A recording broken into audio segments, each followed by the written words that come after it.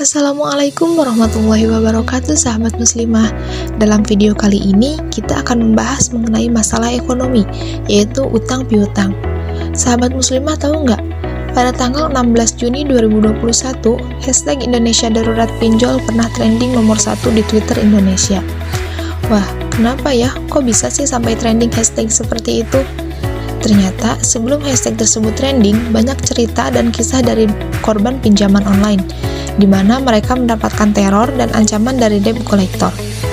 Korban juga mengakui bahwa bunga yang diberikan pinjol ini sangat besar, sampai-sampai ada beberapa kasus tragis yang merenggut nyawa karena beberapa korban tidak sanggup untuk membayar utang dan menerima teror.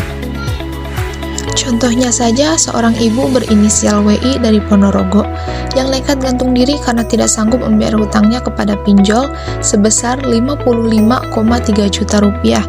Lalu ada juga MF yang dibakar oleh adik iparnya karena meminjam uang secara online dengan menggunakan identitas adiknya, dan beberapa kasus lainnya yang membuat hashtag Indonesia Darurat Pinjol ini trending. Astagfirullahaladzim, fenomena pinjol ini sungguh sangat meresahkan ya muslimah. Lalu bagaimana sih sebenarnya Islam memandang fenomena pinjol ini? Mari kita bahas bersama dengan melihat fakta yang ada di lapangan. Islam merupakan agama yang mengatur seluruh aspek kehidupan, termasuk aspek ekonomi. Dalam aspek ekonomi, di dalamnya dibahas mengenai utang piutang secara rinci. Ada adab yang harus diterapkan dalam transaksi utang piutang, baik oleh orang yang mengutang dan oleh orang yang diberi hutang. Seperti wajib untuk mencatat utang piutang, dan orang yang berutang tidak boleh memiliki niat untuk tidak melunasinya, dan sebagainya. Kedua, mengenai pinjol itu sendiri, kondisi yang ada di lapangan memperlihatkan bahwa ada dua jenis perusahaan pinjol, yaitu perusahaan di bawah naungan OJK, yaitu Otoritas Jasa Keuangan, atau disebut dengan pinjol legal, dan perusahaan yang tidak di bawah naungan OJK, atau pinjol ilegal. Untuk pinjol legal, pada tanggal 24 November 2021, OJK telah mencatat ada 104 perusahaan yang memiliki izin seperti Danamas, Investri, Amarta, Dompet Kilat, dan lainnya yang dapat diakses melalui aplikasi atau website. Sedangkan untuk pinjol ilegal beredar melalui SMS.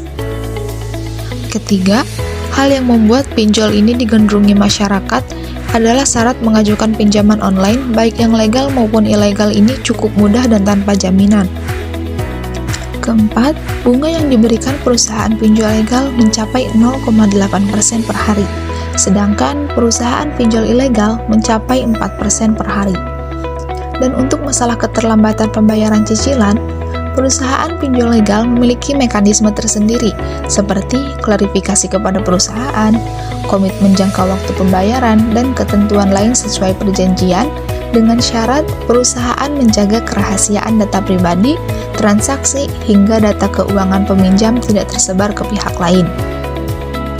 Sedangkan perusahaan pinjol ilegal, karena tidak berada di bawah lembaga hukum resmi, maka praktik penagihannya pun dilakukan sesuai keinginan perusahaan.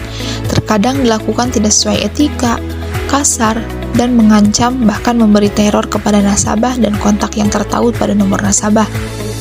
Disinilah perbedaan pinjol legal dan ilegal yang paling menonjol dan kontroversial karena telah memakan banyak korban. Dari fakta-fakta tersebut dapat dilihat bahwa perusahaan pinjol legal di bawah naungan OJK lebih aman dibandingkan dengan perusahaan pinjol ilegal. Namun, standar halal dan haramnya dalam Islam bukanlah tentang legal atau tidaknya perusahaan, melainkan dari segi transaksi dan adab. Berdasarkan Fatwa Dewan Syariah Nasional Majelis Ulama Indonesia nomor 117, perihal layanan pembiayaan berbasis teknologi informasi sesuai prinsip syariah mengungkapkan bahwa layanan pembiayaan berbasis teknologi informasi yang mempertemukan atau menghubungkan pemberi pembiayaan dengan penerima pembiayaan dalam rangka melakukan akad pembiayaan melalui sistem elektronik, menggunakan atau memakai jaringan internet dikatakan sah apabila kondisi serta rukunnya terpenuhi. Akan tetapi pada faktanya, dalam transaksi pinjol, baik yang legal maupun yang ilegal sama-sama haram, karena mengandung riba berupa bunga dan denda. Jika praktik riba telah legal dan dilakukan oleh banyak masyarakat, maka kehidupan pun akan jauh dari keberkahan, karena Islam melarang riba dalam bentuk apapun dan sebesar apapun. Allah Subhanahu wa Ta'ala telah berfirman dalam Quran Surat Al-Baqarah ayat 275, yang artinya, orang-orang yang memakan riba tidak dapat berdiri, melainkan seperti berdirinya orang yang kemasukan setan karena gila. Yang demikian itu karena mereka berkata bahwa jual beli sama dengan riba, padahal Allah telah menghalalkan jual beli dan mengharamkan riba. Dan yang terakhir, pinjol hukumnya haram karena tidak sesuai dengan adab, baik adab bagi peminjam dan yang meminjamkan. Bagi peminjam, pinjol hukumnya haram karena berbahaya atau doror. Dilihat dari fakta tadi, ada beberapa bahaya yang mengancam, yaitu praktik penagihan utang disertai dengan kekerasan dan teror, serta penyebaran data pribadi terlebih pada pinjol ilegal. Bagi perusahaan pinjol yang merupakan pemberi utang, jika menagih utang dengan kasar, mengancam, dan teror juga tidak sesuai dengan adab pemberi utang dalam Islam. Rasulullah SAW bersabda, tidak boleh menimpakan bahaya bagi diri sendiri maupun bahaya bagi orang lain.